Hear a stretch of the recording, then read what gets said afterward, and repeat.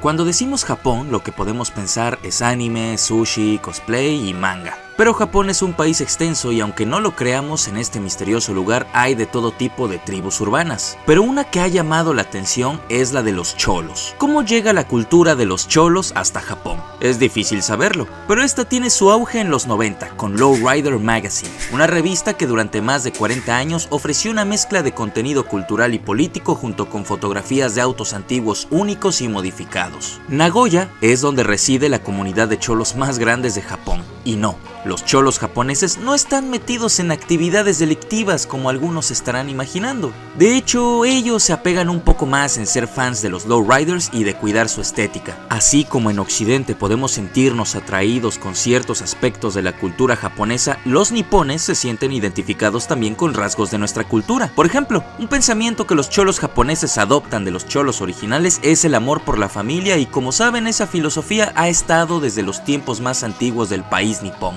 Una de las exponentes más grandes de esta cultura es Mona aka Sad Girl. Ha dado conciertos en ciudades estadounidenses como San Diego y Los Ángeles, los dos puntos principales de esta cultura. Aparte de hacer rap en su idioma, también canta en español. Eso lo vemos en su video Cuando. Y notamos un elemento clave, la Virgen de Guadalupe. Ahora, un poco de historia general. Todos sabemos que la subcultura chola forma parte del largo movimiento chicano. Se nos quiere vender la idea de que chicano o cholo es sinónimo de drogas y pandillas, pero no. En la década de 1960 el movimiento chicano se inspiró en el movimiento Black Power para abrazar su identidad y combatir el racismo estructural y rechazar la asimilación. Además, en tiempos de la colonia la palabra cholo era un insulto para llamar a las personas que no eran de raza pura o que eran de origen dudoso.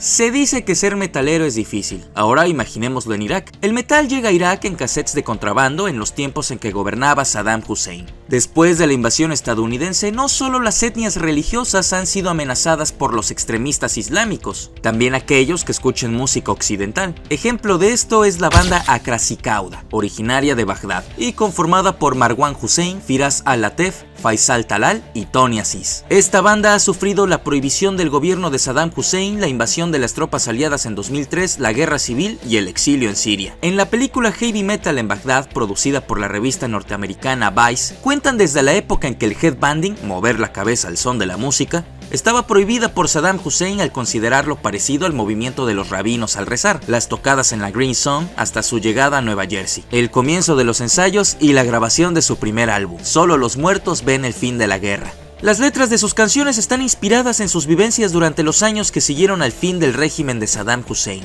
Creo que al final ha merecido la pena tanto sufrimiento. Ahora podemos trabajar por nuestros sueños. Otra historia más del mito del sueño americano, ni lo sé ni me importa. Lo único que espero es que se nos escuche y que la gente sepa lo que pasa en nuestra casa, en Bagdad. Sí, ya sé que estarán diciendo, el Gap se volvió fan del K-pop, y la realidad es que siempre lo he sido. No del K-pop actual, sino del K-pop de los 60, los 70 y 80, puro retro. Y es que la historia del K-pop no es tan simple como la conocemos. Para esto retrocederemos a la época en que Corea quedó dividida entre el norte y el sur. Después de la guerra, las tropas estadounidenses se quedaron para su protección. Para entretener a los soldados, la United Service Organizations trajo a figuras prominentes del entretenimiento de la época como Marilyn Monroe, Louis Armstrong, el show de Damaso Pérez Prado y la bailarina de mambo Evita Muñoz Chachita, para que visitaran a las tropas en Corea del Sur. Estas visitas captaron la atención de los surcoreanos y a partir de ahí, la música de Occidente influenciaría en la escena musical surcoreana. Ahora vayamos a los 60 con la Beatlemanía. Es aquí cuando comenzaron a surgir las primeras bandas locales, una de ellas ADD4, fundada por el legendario Shin Jung-yeon, a quien se le conoce como el padrino del rock en Corea. Este hombre estuvo a la vanguardia de la escena del rock psicodélico del país en las décadas de 1960 y 1970. Es importante recordar al padrino del rock en Corea y su canción más emblemática, Beautiful Rivers and Mountains. En 1972, el dictador Park Chung-hee le pidió a Shin que escribiera una canción que lo alabara. Shin se negó y escribe una canción de 10 minutos de duración sobre la belleza de Corea del Sur, Beautiful Rivers and Mountains. Tras el lanzamiento de la canción, la policía confiscó las guitarras de Shin y le cortó el pelo largo.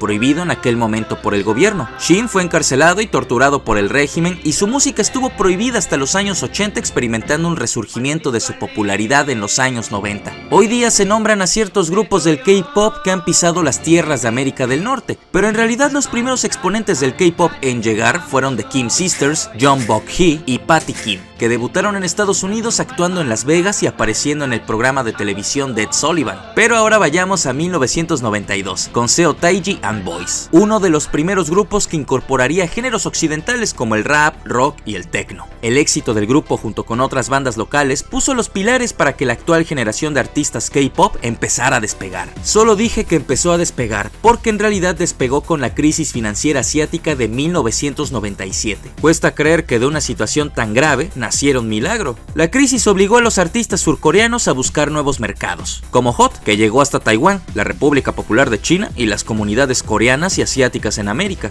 La historia del K-pop en realidad es más interesante de lo que uno puede imaginarse. Ahora pasemos a su fanaticada. El impacto que el K-pop tuvo en Hispanoamérica fue gigantesco. Por ejemplo, en el año 2014 y 2015, el K-pop llega al canal 13 de Argentina y el género se incorpora a los ritmos del programa Bailando por un Sueño. Esta acción hizo que el K-pop se reconociera masivamente en el territorio argentino, pero hay un lugar del que me gustaría hablar donde este género llegó y es en Israel y los territorios palestinos. En 2012 se calculó que hay unos 5.000 seguidores del K-pop en Israel y 3.000 en los territorios palestinos. Mientras los enfrentamientos étnicos continúan en Jerusalén, el Hallyu entra en los corazones y televisores. Las telenovelas coreanas opacan a los dramas estadounidenses porque muestran cómo preservar la cultura tradicional al mismo tiempo que se modernizan, y sus protagonistas siguen siendo positivos a pesar de las adversidades. Sorprendentemente, los aficionados israelíes y palestinos se ven a sí mismos como misioneros culturales e introducen activamente el K-pop en sus amigos y familiares, expandiendo aún más el Hallyu dentro de sus comunidades. Parece un sueño que el K-pop haya parado un poco las diferencias entre los árabes e israelíes, entre judíos y musulmanes. En palabras del estudiante árabe Al-Abid, es algo que te da esperanza, y en Jerusalén a veces es difícil encontrar esperanza. Pero bueno, este fue un video más de Gabs Lifestyle, espero lo hayan disfrutado, compártanlo y nos vemos el próximo jueves. Los quiero mucho.